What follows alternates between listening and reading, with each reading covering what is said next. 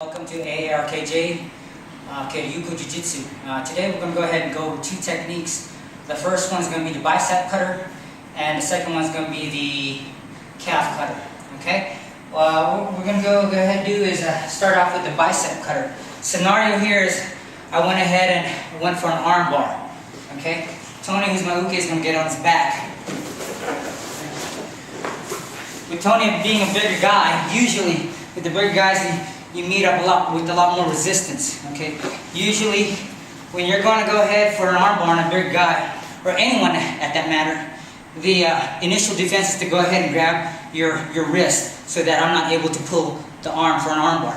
Grab that wrist, okay? From here, a big guy like Tony, he's going to put up a lot of big fight for me, okay? I'm going to expend a lot of energy trying to get this arm bar out of here, and he's holding on to it because he's that much stronger, that much heavier, okay? So this is when the bicep cutter comes into play. What I want to do with the bicep cutter is I want to make sure that the blade of my wrist, I want to position it deep into the crook of the joint right here, into his tendon, right? I want to position it right there, the cutting edge of my wrist bone right there. The next thing that I want to do is I want to go ahead and place my hand on my bicep right here, and with this other hand, I want to lay it flat on his wrist area. Okay, and there's different options depending on how big the guy is. What I want to do with this hand is I want to create a downward pressure.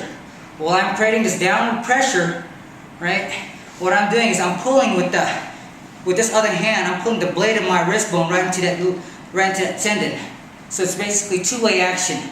I'm going to be pushing down and I'm going to be pulling through. Alright, so I want you to go ahead and fight this.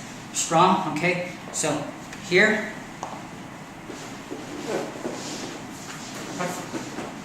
So as you notice, right down that doesn't work. Okay, so from here I want to go ahead and adopt a different option. Bigger guy, I want to go ahead and, depending on your flexibility, I want to come down with my foot right here. Alright? I want to bring this foot down on this wrist, right here. I want to push down, I want to create that downward motion. Grab it right there. Grab your wrist, grab your wrist. I want to create that downward motion at the same time I'm pulling through. And it's going to release it.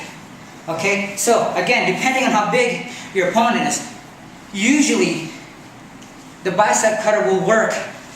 Okay, go ahead, grab. On a small person, I got the knife edge of my wrist right here, grab my bicep, and I'm pushing down, creating downward motion, and I'm pulling through. Okay? Okay.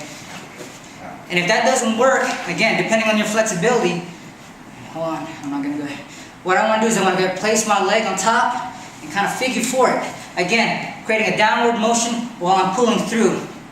Alright, so what it's going to look like. Go ahead, Tony, come in guard.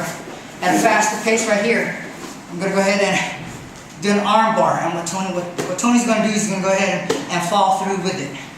Alright, so as I come here with an arm bar, I go down here, Tony goes ahead and falls through with it. He feels the arm bar coming on, he goes ahead and grabs. He starts fighting me with it. I go ahead and position that right here, right? Bring this on top, downward motion while I'm pulling through. It's going to open up, I'm going to allow me for the arm bar. Okay? The next move is the calf cutter. Okay? This move is basically, let's say I'm in this position and I'm able to go ahead and adopt a half guard. In a half guard, I'm in a lockdown position. Okay, I have Tony locked down, one leg locked down. Now, in a real world scenario here, Tony's a whole lot bigger and a whole lot heavier, so I have to actually look for momentum. What I'm looking for this move, for this calf cutter move, is I want to go ahead I want to wait till I feel Tony kind of moving up.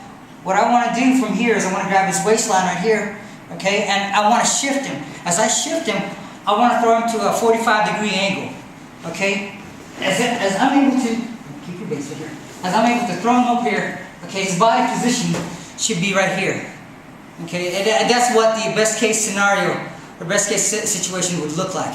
Alright, so from here, we're grabbing right here, I'm able to go ahead and grab his waistline right here, and go ahead and push him this way. Okay, now this gives me an opening right here for the calf cutter. Okay, what I want to do now is I want to go ahead and base up right here.